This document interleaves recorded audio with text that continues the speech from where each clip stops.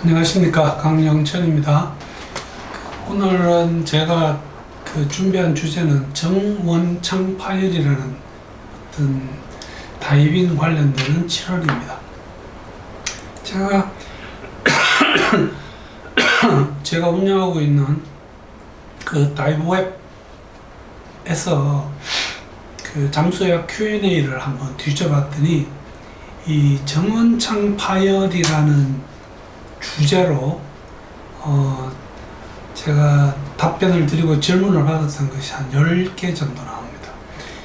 즉, 직접 정원창 파열을 물은 분보다는 제가 판단해서 이 경우는 정원창 파열이 아닐까 라고 생각하고 답변을 드렸던 그런 경우들이었던 것 같아요. 다이빙 이후에 저희들이 다이빙과 관련되는 난청은 꽤 있습니다. 그 중에서 실제 다이빙 행위와 가장 밀접한 관계가 있는 그것이 정원창 파열이 아닐까라고 생각이 돼서 한번 주제를 준비해 봤습니다. 제가 다이빙과 관련된 어떤 다이빙과 난청이라는 제목으로 하나 더 준비를 하고 있습니다. 지금 저희들이 정원창 파열을 이야기하기 위해서는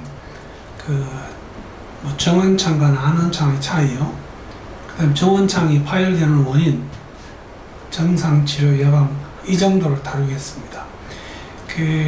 지금 이 그림을 보시면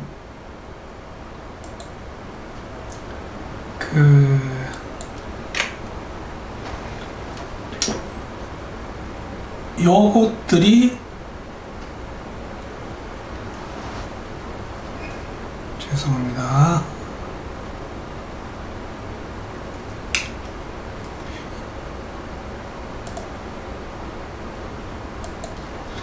지금 요것들이 귀에 있는 작은 뼈 세 가지고요. 지금 요것이 이소골 중에서 침골의 이 바닥뼈입니다. 1이 들어가는 것이 난원창이라고 합니다. 여기도 창이 있으니까요. 이게 내의로 들어가는 창인데 난원창이라고 합니다. 1이 소리 에너지가 들어가서 이렇게 돌아서 다시 나오는 이곳이 정원창입니다. 여기 지금 보시면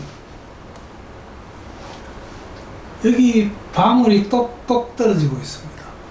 이것이 내액이 이쪽으로 빠져나온다는 의미를 보여주고 있는 겁니다. 그래서 우선 이 난원창과 정원창은 영어로는 오발 윈도우고요, 또 라운드 윈도우입니다.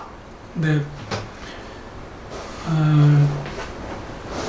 난원창으로 소리 에너지가 들어가서 한 바퀴, 두 바퀴 반을 쭉 돌아가지고 정원창으로 빠져나오게 됩니다.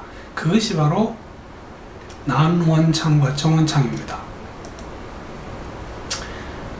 보시면 어차피 소리는 저희들이 고막을 치는 소리 에너지가 이소골을 타고 난원창으로 들어갑니다. 그래서 이소골을 제가 언제 설명을 한번 드렸던 것 같긴 한데요. 이 세 가지 뼈가 소리 에너지를 관절을 이루어서 끄덕끄덕끄덕 해서 이리 치고 있습니다. 문제는 여기에는 이런 보시는 것처럼 풋플레이트라고 하는 쇠로 된 발바닥이 있습니다. 그래서 난원창은 굉장히 튼튼합니다. 거기에 비해서 정원창은 아주 얇은 막으로 되어 있고 거기서 소리 에너지를 그냥 탁탁탁탁 받아만 주다가 내의의 압력이 많이 높아지면 그 막이 터지게 되는 것이 바로 정원창 파열입니다. 다시요. 이 정원창 파열이 오는 원인은 다이빙하고 관련된 이야기를 드리는 겁니다. 압력 평형이 잘 되지 않으면 저희들이 굉장히 강력하게 발살발을 하게 됩니다. 막 이렇게요.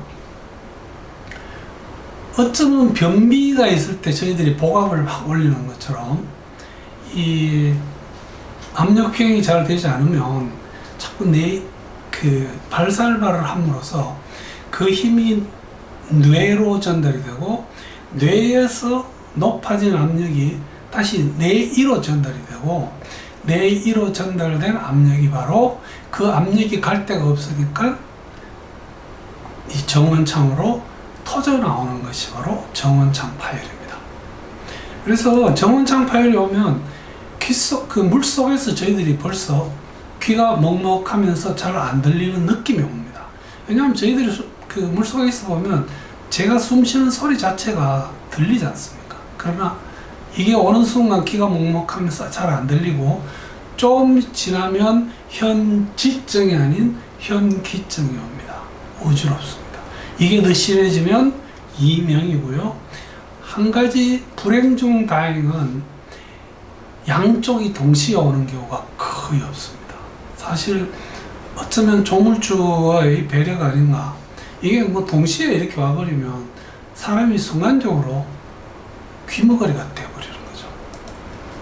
그래서 그 난음청은 소리가 전달하는 데 이상이 있는 게 전음성 난청. 그것을 받아들이는 뇌의 문제가 있으면 감각성 난청. 뇌에서 받아들인 소리를 그 뇌로 전달하는 것이 바로 신경이고 신경성 난청. 그 다음 머리 속 뇌에 문제가 있으면 이게 그 중추성 난성이고, 이런 것들은 복합적으로도 잘 나타납니다. 한 번 더요. 정원창 파열이 오는 이유는 저희들이 강력한 발살발을 할 때요. 그러니까 즉 쉽게 말해서 압력 평형이 잘 안 되고 막 힘을 줘야 될 때는 바로 출소를 하셔야 됩니다.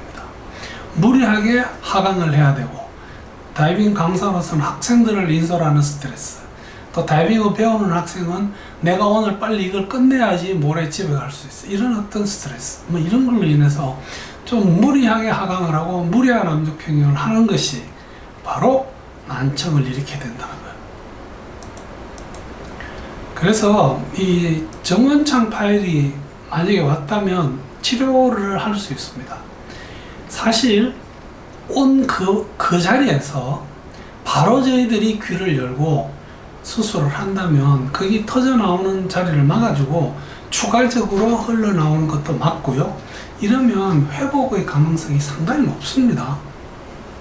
문제는 너무나 많은 경우, 어쩌면 거의 대부분에서 정원창 파열이 온 자리로부터 저희들이 수술실에 들어가서 귀를 여는 데까지의 시간이 너무 오래 걸립니다.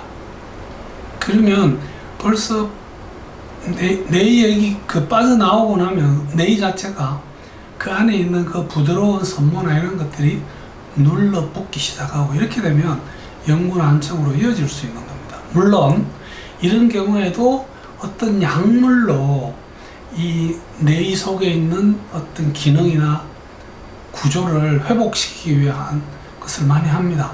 그 약물요법도 빠뜨려서는 안 되는 치료 방법 중에 하나입니다. 정원창 파열은 전부 치료를 하는 그런 감압병하고는 다릅니다.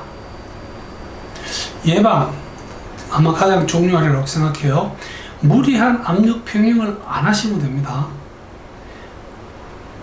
막 머리에 힘을 줘야 될 정도의 발살발을 해야 되는 이런 상황에서는 다이빙을 해서는 안 됩니다. 비슷한 맥락으로요, 감기 때 다이빙을 하면 이렇게 압력 평형의 차이가 잘 오겠죠. 그 다음에 통증이 오는데도 불구하고 무리하게 하강을 하는 그 자체가 이런 정원창 파열을 일으키는 원인이 되겠습니다. 그래서 오늘 제가 정원창 파열이라는 제목으로 말씀드렸습니다. 이것은 다이빙과 관련되는 여러 가지 원인의 난청 중에 가장 심각하고 또 가장 자주 볼 수 있는 것 중에 하나여서 제가 별도의 프레젠테이션으로 여러분에게 말씀드렸고요.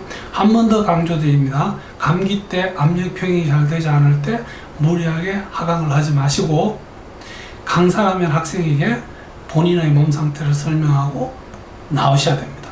학생은 귀가 아프다는 수신호 어떻게 하죠? 혹은 이렇게 하면 강사가 그 학생을 무리하게 밑으로 끌고 내려가지 않습니다. 그런 강사는 없습니다.